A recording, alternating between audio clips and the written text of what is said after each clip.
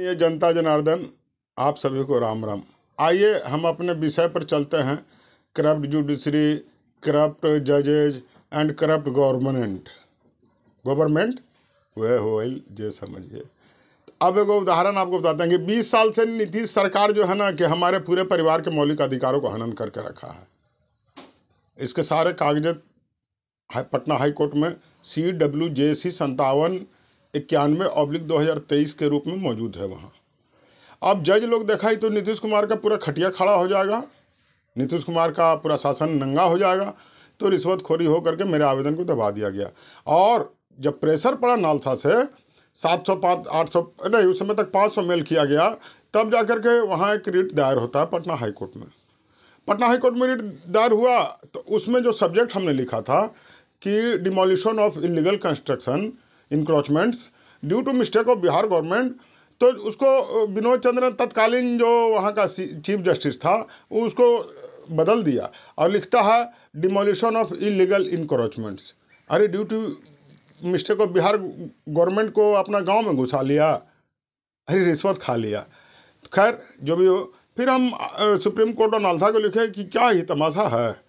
तब फिर वहाँ से LPA दायर करने के लिए पटना हाई कोर्ट को पत्र गया और वकील मिला, वकील साहब मिले तो वकील साहब को हम बोले कि पार्टी बनाइए कि मेरा आवेदन 10 वर्षों तक पटना हाई कोर्ट ने अकारण क्यों डिस्ट्रॉय रखा, उस पार्टी बनाइए। तो वकील साहब नकर करने लगे और हाई कोर्ट का दबाव उनके ऊपर पड़ गया। तो भी नहीं, अभी तक पेंडिंग है। तो उसी के लिए फिर अभी 200 मेल नालसा ने कर दिया बिहार स्टेट लीगल सर्विस को। लेकिन इसमें एक बात और भी है कि सूर्यकांत जब से आया वो मेल करना बंद कर दिया, वो भी कुछ ना कुछ सेटिंग वेटिंग कर लिया है।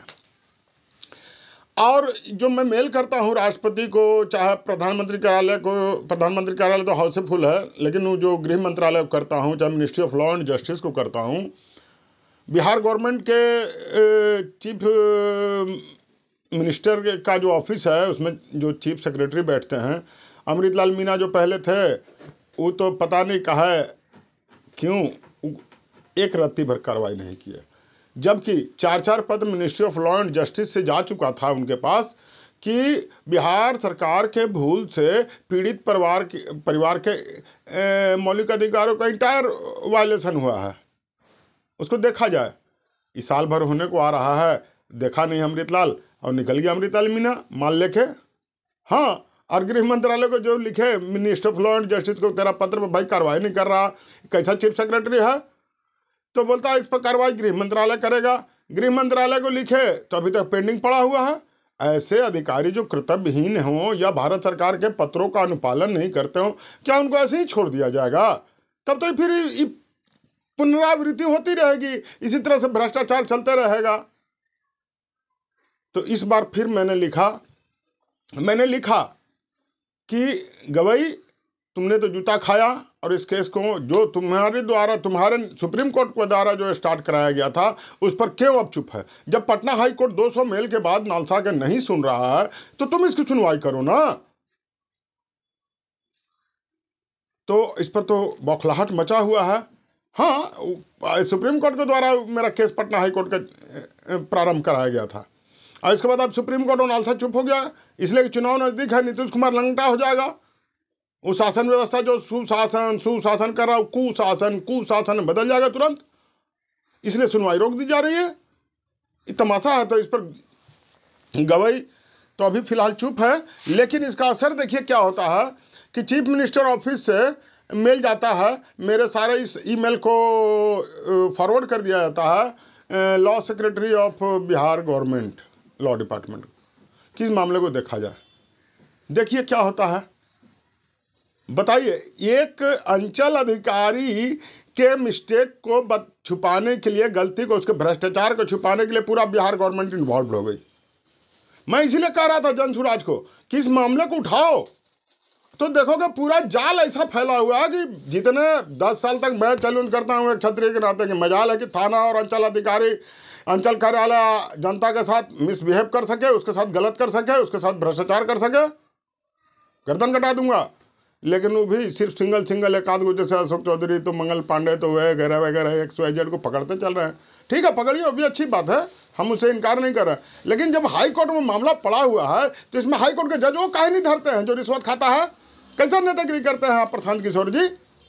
जज को बरी कर दे रहे हैं। अरे जज के सामने है कि पूछिए उसमें कि इस मामले में एलपीए दर्ज क्यों नहीं हो रहा है। आप हाई कोर्ट से पूछिए ना इस आंदोलन लगा को, देखिए फिर मजा आ जाता है।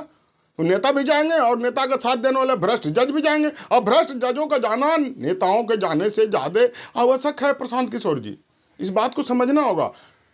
आप पढ़े लिखे व्यक्ति हैं, इस बात को गंभीरता को समझिए। जड़ वही है जहाँ से लोग मुक्त होते हैं। कौन? भ्रष्टाचारी।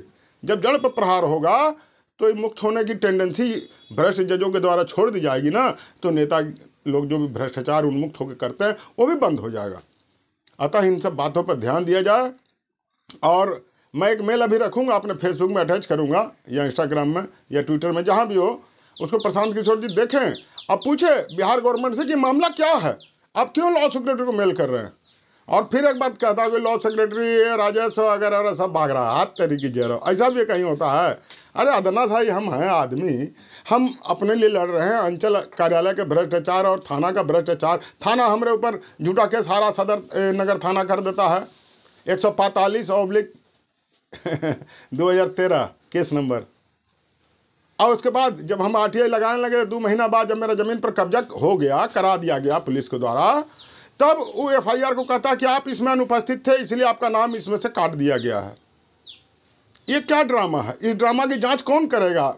मुख्य सचिव महोदय, आप तो ईमेल कर दिए लॉ सेक्रेटरी को, और ऐसे भी लॉ सेक्रेटरी पहले भाग चुका है हमसे, कौन करेगा? इसके लिए एक टीम बनाइए ना, एसआईटी बनाइए आप। अगर आपको करना है कि हाँ जनता के लिए हम कर रहे हैं काम, तो जनता के लिए कुछ हो, तो इसके लिए एक एसआईटी बनाइए ना, सारा उठाइए वहाँ से हाई कोर्ट से। और हाई कोर्ट भी तो आपके अंडर में अधीन है, बिहार सरकार के ही अधीन है ना। उससे सवाल कीजिए कि एलपीए दायर क्यों नहीं हो रहा, इनके आवेदन क्यों डिस्ट्रॉय किया गया था। और सबसे बड़ी कि आप इस तरह से मेल करते रहिए, और मिनिस्ट्री ऑफ लॉ कह रहा है कि इनको मौलिक अधिकार दिया जाए, उसको ऐसी मटिया दीजिए। हमारा बच्चा नहीं पढ़ेगा, हमारा बच्चा नहीं कमाएगा, हमारा बच्चा नहीं खाएगा। मेरा संपत्ति करोड़ों अरबों रुपया का तो हड़प लिया है यार, हम क्या बताएं। उससे कितना हमारा नुकसान हुआ, इसको हम कितना डिस्क्राइब कर सकते हैं। वो समय आने पर कर रहे हैं, हाई कोर्ट इसीलिए भाग रहा है। हाई कोर्ट के जज जो है पटना हाई कोर्ट का, उनको भी अपना पॉकेट से भरना पड़ेगा। हाँ चलेंगे मेरा 10 साल क्यों मेरा आवेदन को रोक कर रखा, 10 साल मेरा न्याय को रोक कर रखा, 10 साल मेरा शिक्षा चिकित्सा इंटेलेक्चुअल प्रॉपर्टी जो बनाते हैं हम उसको रोक कर रखा। एकदम बेहूदगी पर उतर गया है जज लोग रिश्वत खा करके। तो ऐसे जजों का विरोध करना होगा। और चलिए प्रशांत किशोर जी, आप लपेटने हैं तो बढ़िया से भी लपेटिए, आगे देखा जाएगा जो होगा। तो जय राम जी की जय हिंद।